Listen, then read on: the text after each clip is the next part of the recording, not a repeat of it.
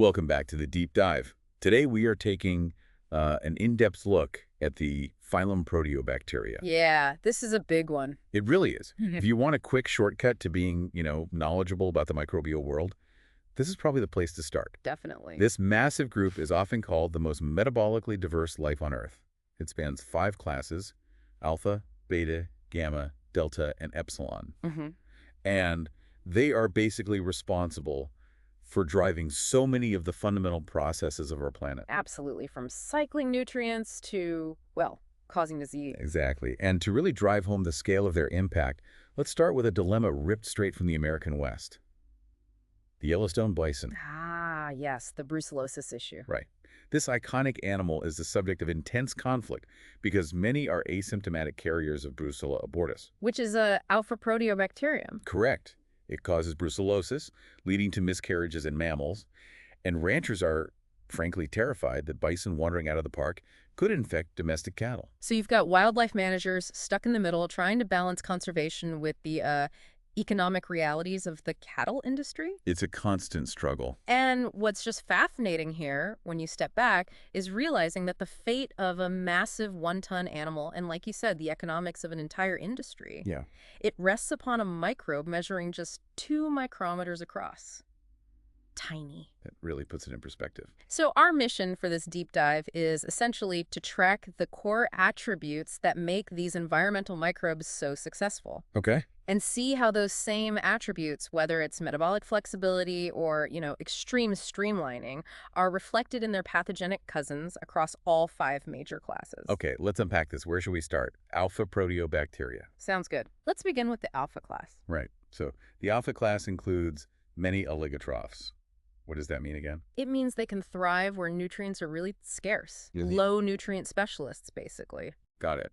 But the most famous Alphaproteobacteria are probably the Ricketsias, right? Obligate intracellular parasites. Yes, exactly. Like the one that causes Rocky Mountain spotted fever. They are tiny, rod-shaped, gram-negative. And they must live inside a host cell? They can't survive on their own? Correct. And get this. They cannot use glucose for energy, which is, the standard fuel for many cells. So what do they do instead? How do they survive? Well, they've adapted to steal what they need. They relied heavily on the host cell for essential molecules like coenzymes and nutrients. Which lets them simplify themselves? Precisely.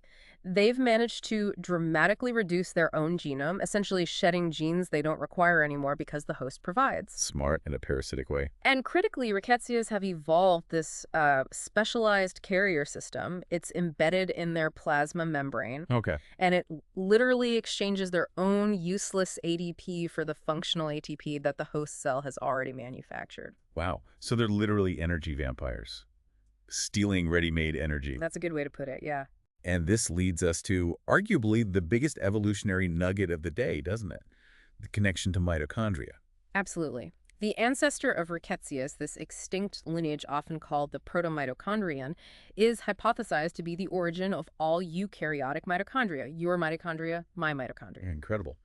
What's the evidence for that? Well, it's compelling. If you look at another Alphaproteobacterial group, the purple photosynthetic bacteria, the internal folds of their membranes, they're called intracytoplasmic membranes or ICMs, they look structurally very similar to the cristae, those folds inside our mitochondria. Okay, visually similar. Right. And that, combined with genetic sequencing data and conserved proteins like the Mycos complex, strongly supports the endosymbiotic theory, the idea that mitochondria originated from this very class. So they provide a sort of blueprint for how mitochondria work inside our cells today. Exactly. It's a direct evolutionary link. So while Ricketsias show this, like ultimate streamlining, other alphas demonstrate incredible flexibility. You mentioned Rhodospirillum rubrum. Ah, yes. The purple nonsulfur bacterium. This bug is a master chameleon, metabolically speaking. So? It absolutely is. Typically, it grows as a photoorganoheterotroph. So it uses light for energy, like a plant. Okay. But it uses organic carbon compounds for its building blocks, kind of like us. It's got a built-in solar panel, essentially. Right, but it can switch. Yes. If the light disappears or if oxygen becomes available, it can switch entirely to being an aerobic chemorganoheterotroph. Meaning it uses oxygen and chemical compounds just like we do in the dark. Precisely. It even stops making its purple pigment, the bacterial chlorophyll, when oxygen is around. It's like taking off the solar panels when it doesn't need them. Super adaptable. That's really neat. And we also see some pretty unique cell shapes and appendages in this class too, right? Like Caulobacter. Oh yeah, Caulobacter is fascinating. This genus alternates its life cycle between two forms. A flagellated swarmer cell. Which swims around. Right, its only job is dispersal, finding a new spot. It doesn't reproduce. Okay. And the other form? The other form is a stationary reproductive stalked cell. Stalked. How does it stay put? It's anchored by this tiny appendage called a holdfast. And this thing is often cited as the strongest biological adhesion molecule known. Think bacterial superglue. Wow. Seriously strong. Seriously strong. And the stalk itself, sometimes called a prostica, isn't just for anchoring. It drastically increases the cell's surface area. Which helps it grab nutrients. Exactly. Vital for sucking up scarce nutrients in dilute watery environments. It's a specialized structure for specialized low-nutrient growth. Okay. And to wrap up the alpha class, we see this sort of duality again, but with plants this time. Right. You've got the symbiotic rhizobium on one hand. These guys live inside legume root nodules where they fix atmospheric nitrogen gas into ammonia, which the plant can use. A beneficial partnership. Beneficial, right. And the other side. The pathogenic Agrobacterium to Mycaceans. This one infects plants, but instead of helping, it transfers a piece of DNA, a timplasmid, into the plant cells. What did that do? It essentially reprograms the plant cells to become tumors, known as crown gall disease. And these tumors produce special compounds that only the bacterium can eat. It's like microbial genetic engineering for selfish purposes. Wow. Okay, so the alphas established some key evolutionary roots and showed us both streamlining and flexibility. Let's move on to class Betaproteobacteria. Sounds good. The betas. Metabolically, they're somewhat similar to the alphas, but they often specialize in breaking down decomposition products. Things like hydrogen gas, ammonia, volatile fatty acids, stuff left over from other microbes. And this class also includes some significant human pathogens, doesn't it? It does. You've got Neisseria, which causes gonorrhea and bacterial meningitis. Right. And Bordetella, the culprit behind pertussis or whooping cough. Serious stuff. Definitely. But beyond the pathogens, what's the sort of core ecological role for the betas? Well, a really crucial role they play is in the global nitrogen cycle, specifically nitrification. Nitrification. Okay, let's focus on an example. How about Nitrosomonas europaea? Excellent choice. Nitrosomonas is a chemolithotroph. Let's break that down. Okay. Chemolithoautotroph. Chemo means it gets energy from chemical reactions. Litho means it uses inorganic chemicals as its electron source. And autotroph means it builds its own cellular structures from carbon dioxide. So it eats inorganic chemicals for energy and uses text CO2 for carbon. Got it. And Nitrosomonas performs the first critical step in nitrification. It oxidizes ammonia to nitrite to nitrate. How does that generate energy? Well, oxidizing ammonia releases electrons that are fed into the electron transport chain, making ATP via oxidative phosphorylation, using oxygen as the final acceptor. Pretty standard so far. But there's a catch? There is.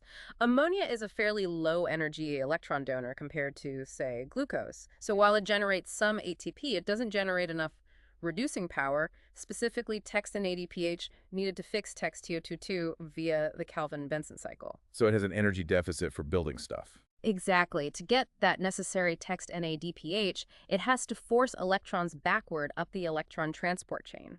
This is energetically expensive, and it's called reverse electron flow. Ah, okay. So it has to spend energy to make the building blocks it needs because its initial fuel is kind of weak. You got it. A great example of how the chemistry dictates the metabolic strategy. That really is. Yeah. We find another important group here too, right? The colorless sulfur bacteria, like Thiobacillus species. Yes, another key group of betas, although some related ones are now classified elsewhere. These microbes use reduced sulfur compounds like hydrogen sulfide or elemental sulfur as their electron donors. And how do they get energy? They actually employ a kind of dual energy conservation strategy. They get most of their ATP from the electron transport chain, like Nitrosomonas, standard oxidative phosphorylation. Okay, and the second strategy? They also use a backup pathway called substrate-level phosphorylation. This involves a chemical intermediate called APS-adenosine 5-phosphosulfate, and it allows them to directly make a bit of extra ATP through a quick chemical reaction, separate from the main chain. A sort of metabolic safety net? Kind of, yeah. It gives them a boost. Now, this sulfur metabolism, while perfectly natural for the bacteria, can have some pretty severe environmental consequences. This leads us to acid mine drainage, right? Precisely. This is a huge environmental problem globally. Acidotheobacillus ferroxidans, which used to be classified as a beta, now often gamma, but the principle holds, thrives in extremely acidic conditions. How low pH are we talking? Down to pH 1 or 2 sometimes. It oxidizes ferrous iron, text Fe2, plus sulfide that are found in minerals like pyrite, which is common in mine tailings. Yeah, that reaction Produces vast amounts of sulfuric acid, text Leaky. Fe2. This acid drastically lowers the text of streams and rivers draining from mines, which then leaches toxic heavy metals from the surrounding rock, creating these really polluted, often lifeless waterways. Exactly. A major consequence of microbial metabolism interacting with human activity. Okay, so that covers the betas.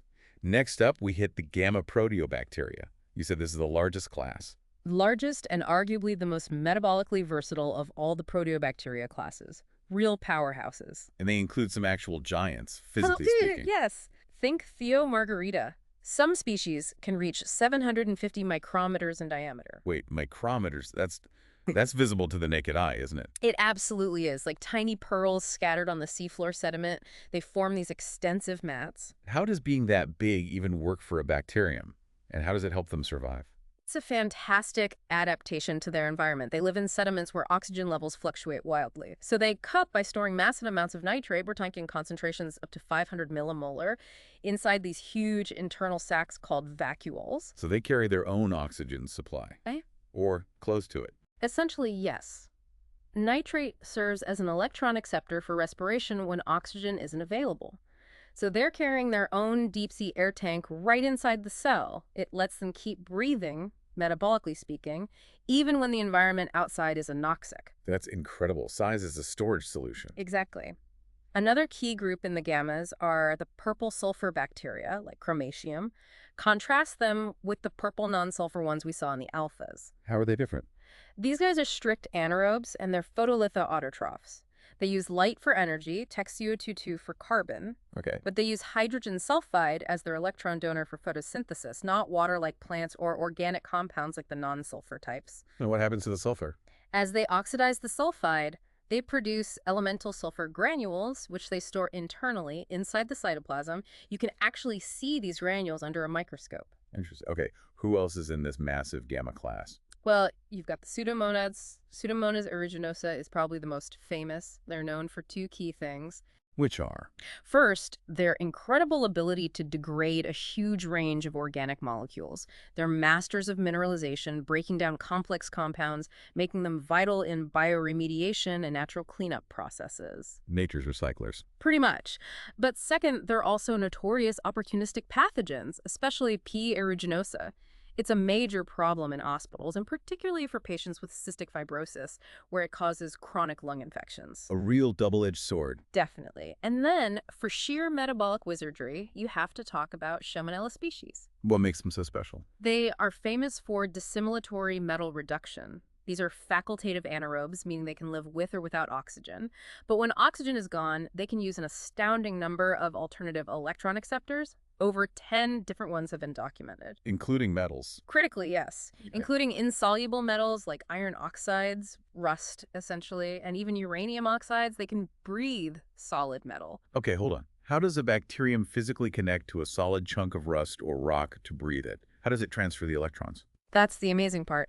They evolved at least 3 distinct and really ingenious strategies to get electrons from inside the cell, across the cell wall and outer membrane, to a solid acceptor outside. 3 ways. Okay, what are they? First, they can put specialized electron-transferring proteins, cytochromes like MTRC and OMCA, right on their outer surface, allowing for direct physical contact with the metal. Direct touch.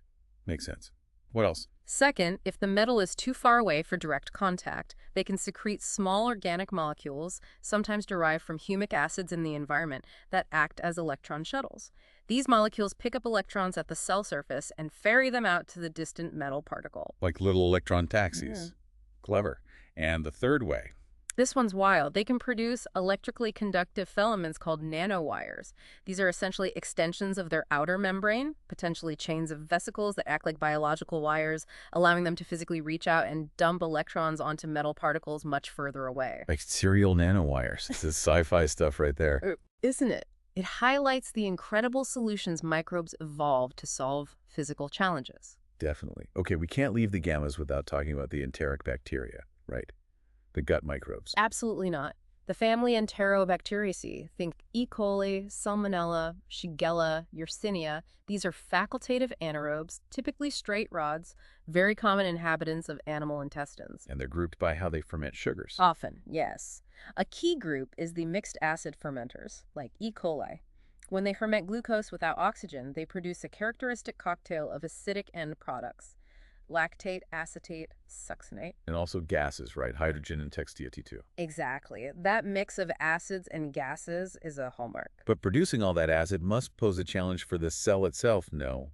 Doesn't it risk acidifying its own insides? It absolutely does. One particularly toxic intermediate produced during this fermentation is formate. If it builds up, it can be lethal. So how'd they deal with it? They have a crucial enzyme called formate dehydrogenase, or sometimes formate hydrogen lyase complex.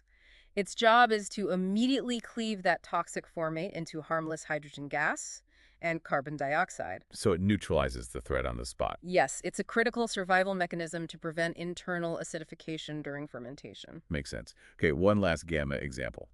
The glow-in-the-dark ones. Bioluminescence. Ah, yes.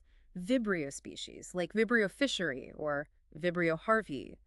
Many live in marine environments, sometimes symbiotically with fish or squid. And they produce light. How does that work, and why? The light production itself involves an enzyme called luciferase and requires oxygen and cellular energy, reducing power. It's actually quite energetically expensive for the cell. Expensive, so it diverts resources from making ATP. Exactly. Electrons that could be used to generate ATP are instead used to make light. Because of this cost, the process is very tightly regulated. How is it regulated? Primarily through quorum sensing. This is a fascinating system where bacterial cells communicate using chemical signal molecules called autoinducers. They talk to each other? In a way, yes. They release these signals, and when the population density gets high enough, the concentration of the signal molecule crosses a threshold. And that triggers the light production genes to turn on. Precisely. It ensures they only invest the energy in making light when there are enough of them around to actually make a difference. Perhaps to attract a host, or for some other group benefit, density-dependent gene regulation. Quorum sensing, that's a theme we see across many bacteria, isn't it? It is indeed a fundamental mechanism for coordinating group behavior. Okay, that's a whirlwind tour of the gammas. What about class Deltaproteobacteria? What defines this group? The deltas are quite distinct. Many are specialists in anaerobic respiration, particularly using sulfur compounds, and we also find some fascinating predators and even multicellular behavior here. Let's start with the reducers, sulfate-reducing bacteria, or SRBs. Yes, the SRBs are a major group within the deltas. These are strict anaerobes. Their defining characteristic is that they use oxidized sulfur compounds, most commonly sulfate, but also sulfite or elemental sulfur, as the terminal electron acceptor in their respiration instead of oxygen. And what's the end product? Hydrogen sulfide. That's the gas responsible for the characteristic rotten egg smell you find in anaerobic muds or swamps. Ah, okay. So that smell is often Deltaproteobacteria at work. Very often, yes. Right. And beyond the smell, this Tex2 production is a major cause of microbial corrosion, especially of iron pipes and underwater structures. It reacts with metals. So economically important, too. How do they make their ATP? Is it just like the other respirers? It's a bit unique, especially in well-studied SRBs like Desulfovibrio. They use both substrate-level phosphorylation, involving that APS intermediate we mentioned earlier with sulfur oxidizers. Right, the backup ATP source. Yeah, yes. But they also generate a proton motive force, PMF, to drive ATP synthase. And intriguingly, they often do this using hydrogen gas, Tex2, They have enzymes, hydrogenases, located in their periplasm, the space between the inner and outer membranes. What do the hydrogenases do? They oxidize textate-2 that's present outside the cell, releasing protons into the periplasm. This helps build up the proton gradient needed to make ATP, effectively allowing them to harness the waste products, hydrogen, from other nearby fermenting microbes. Clever recycling of energy. Very efficient in those anaerobic communities. Now, you mentioned metal reduction earlier with Shewanella gamma.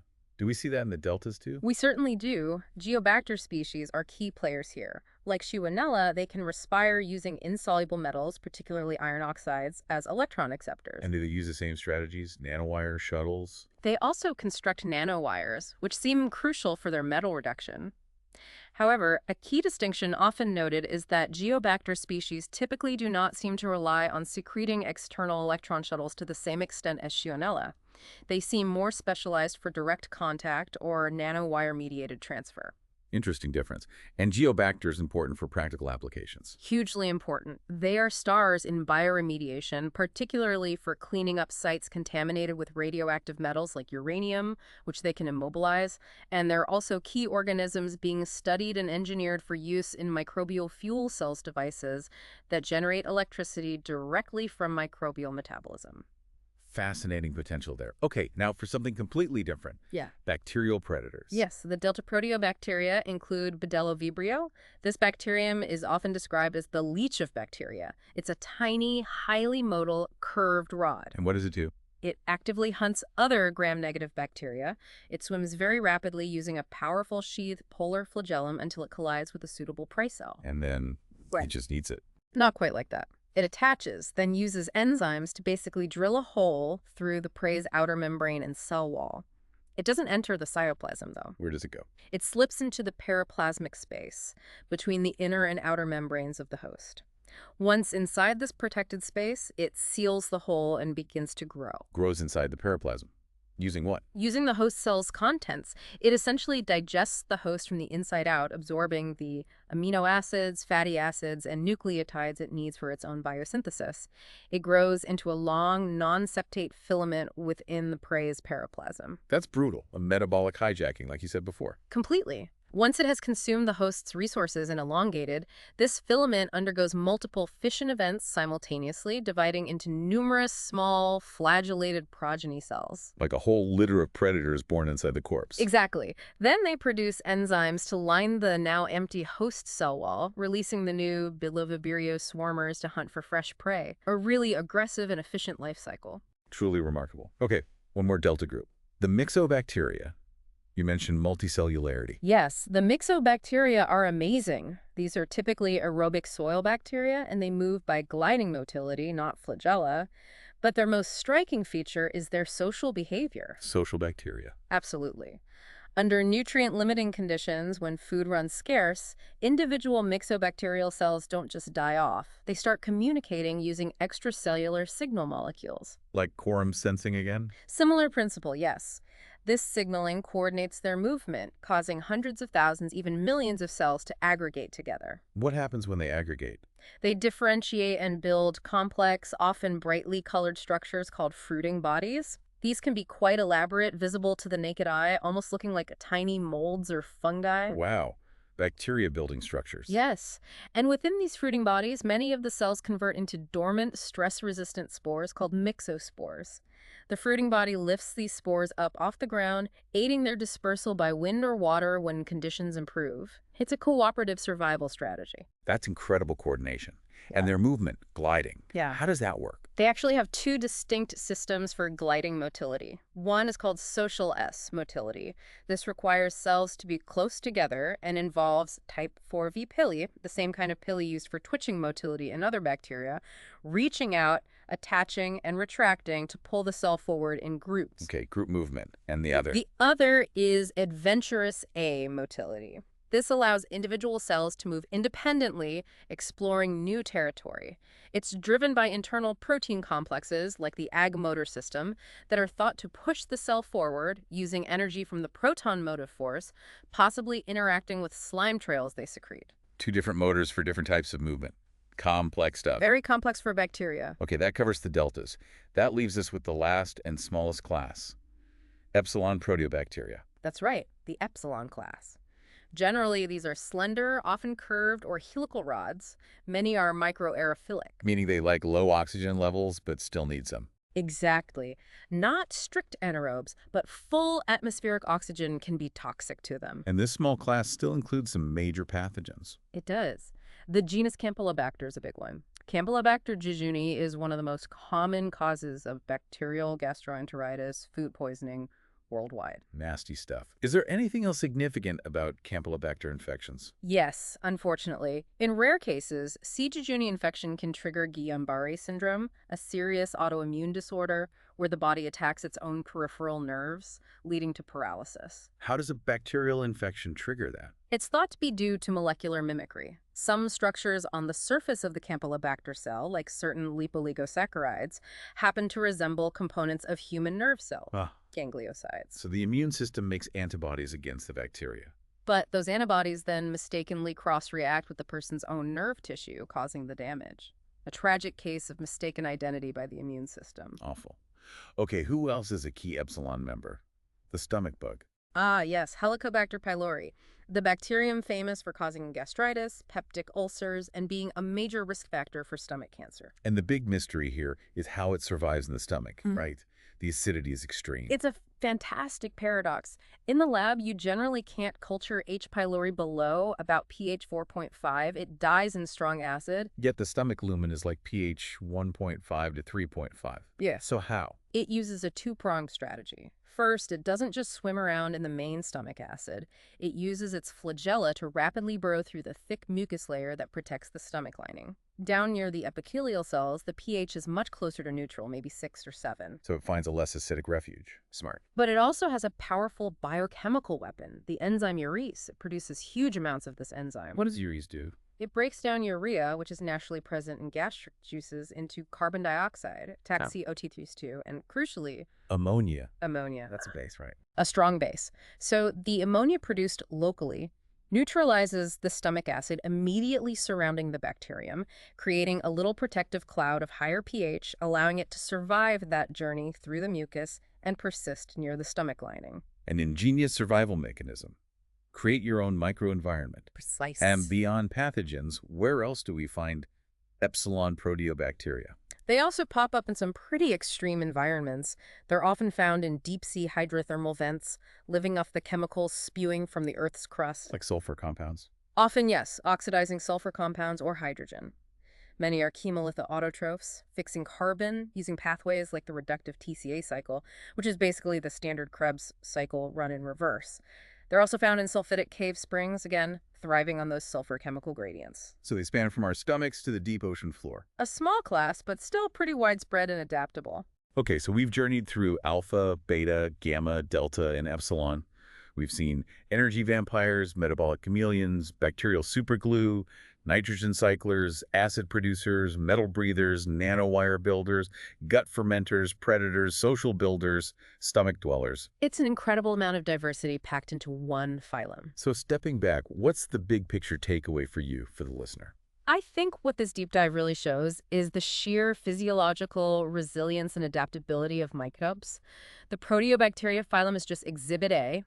Every time we look closely at this group, we see microbes driving absolutely essential planetary processes, sulfur cycling, nitrogen cycling, carbon fixation, basically making the planet habitable. Right, the ecosystem engineers. Exactly. While at the same time, this same phylum includes some of the most highly specialized parasites and potent pathogens that directly shape human health, agriculture, industry, pretty much the entire biosphere. And that duality in strategy really stands out, doesn't it? The point you made at the beginning. It really does. We saw these hyperflexible organisms, right? Like Rhodospirillum switching metabolisms or Schwannella breathing 10 different things. They succeed because they carry this huge genetic toolkit ready for anything. Maximum options. Right.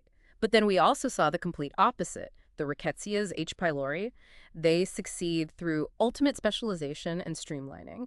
They shed genes, they find one very specific niche, and they become exquisitely adapted to that. Minimum baggage, maximum focus. Exactly. So the final thought maybe for you to chew on is this. In the microbial world, what ultimately determines the best survival strategy? Is it that extreme hyperflexibility, being ready for any environment, or is it that ultimate streamlining, becoming the absolute best at doing one specific thing in one specific place?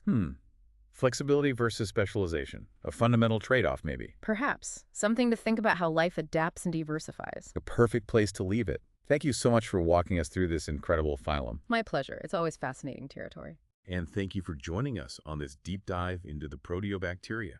We hope you found it useful.